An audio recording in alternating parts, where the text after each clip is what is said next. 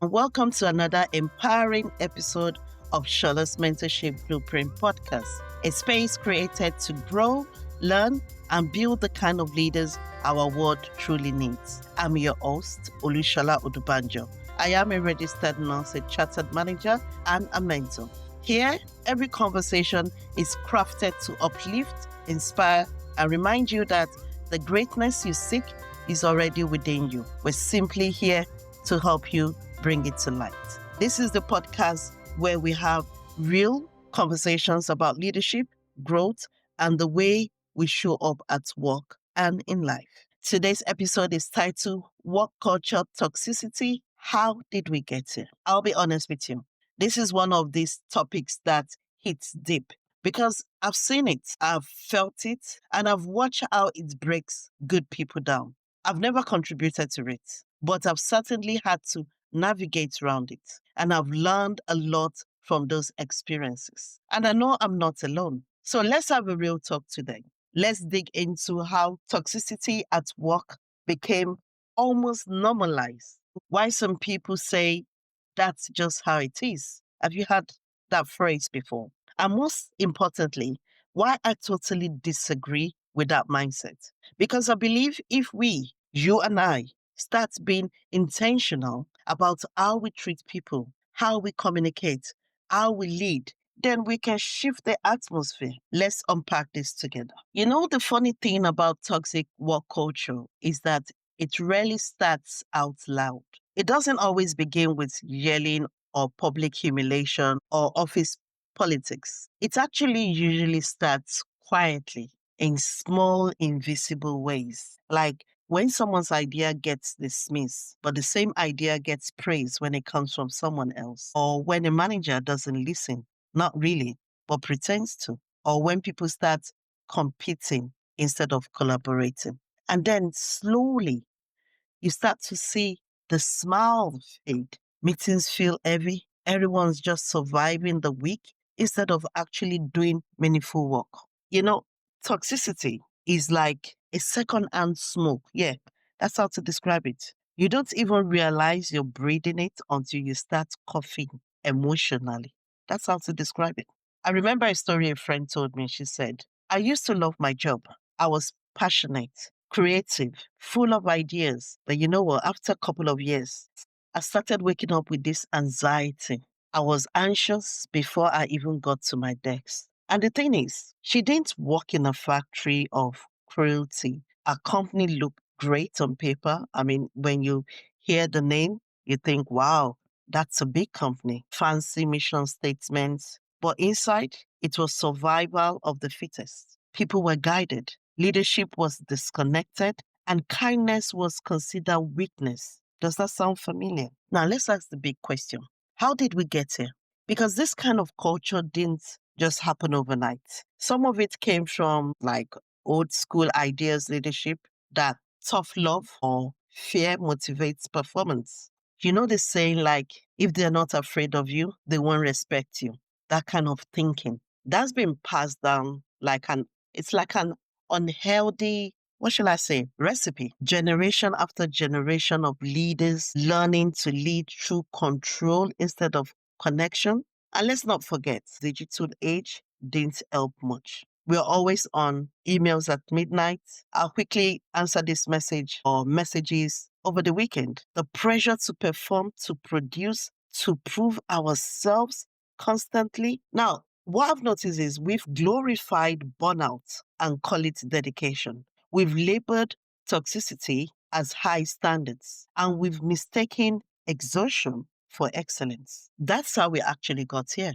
But here's where I take a stand. We don't have to stay here. Now, here's the part we don't like to talk about because it's easily to blame the culture, right?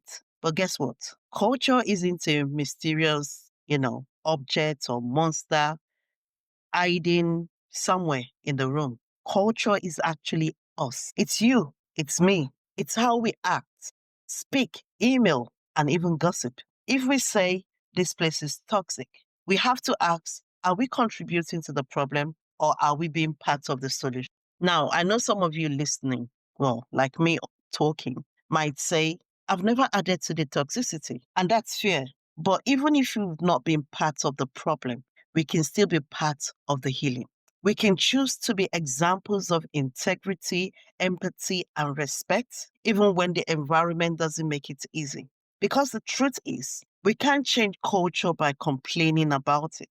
We change it by embodying what we wish it was. If you want respect, give it. If you crave trust, extend it. If you long for kindness, start practicing it, even if no one else is. Because you never know. Your courage might just give someone else permission to do the same. Now, to aspiring leaders, I want you to listen up.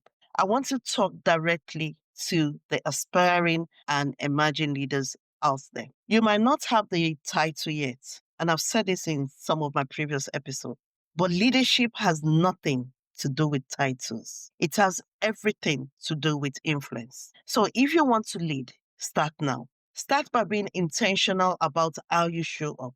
Start by listening more than you speak. Start by creating safety in your conversation. If someone brings you feedback, don't just get defensive about it. Be curious. If someone is struggling, don't judge, support. Toxicity thrives in environments where people feel unseen or unheard. So be the leader who sees people. Don't just chase results. Cultivate relationships. It's very important because at the end of the day, your people are your results. And trust me, when people feel valued, they will give you 100 times what fear could have extracted from them. So what can we do right now to start shifting what culture in an healthier direction? Here are some few simple but powerful steps. 1, check your mindset daily.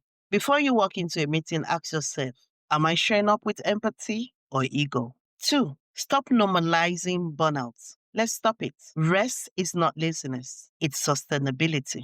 Encourage it in yourself and your team. 3, speak up respectfully because silence protects toxicity, but courage, when done kindly, can start change. Number 4, celebrate small wins. Toxic cultures focus on what's wrong. Healthy ones celebrate what's right. The 5th one, which is the last one, lead with humanity. Always remember, we're not machines. Some people need to get that we're not machines. We're humans trying our best. And here's something I've learned. Even if you're not the CEO, your energy still sets the tone. When you walk into a room with empathy and integrity, you shift the atmosphere. When you refuse to gossip, when you give credit generously, when you treat others with dignity, people notice. And that's how real change begins, one intentional person at a time. You know, I often think work should never make us forget we're human. We spend so much time at our jobs. It's actually really heartbreaking when those spaces become places of fear instead of growth. But here's the hope. It doesn't have to be that way. We can rebuild. We can redefine what success looks like. We can choose connection over competition. And if each of us, and I mean each of us, commits to being a little more aware, a little more kind, a little more human, just imagine what the ripple effect will be. So on a final note, if you're listening to this right now and you're in a workplace that feels toxic, I see you. I know it's draining. I know it's inhuman at times, but don't lose yourself in it. Don't let the environment shape your character. Instead, let your character actually change the environment. You can't fix everyone, and that's the honest truth, but you can control how you show up. And when you do that constantly, courageously, and compassionately, you become almost the antidote. So let's stop saying there's nothing we can do, because there is, and it starts with you, me, right here, right now. This brings us to the end of another interesting episode. Thank you for tuning in with me today. If this episode resonated with you today, kindly like, subscribe to this channel, and share with someone who might need to hear this. And remember, culture isn't built in boardrooms. I just need to put it out there. But it's built in everyday moments. Let's build better ones together. Until next time, take care. Bye.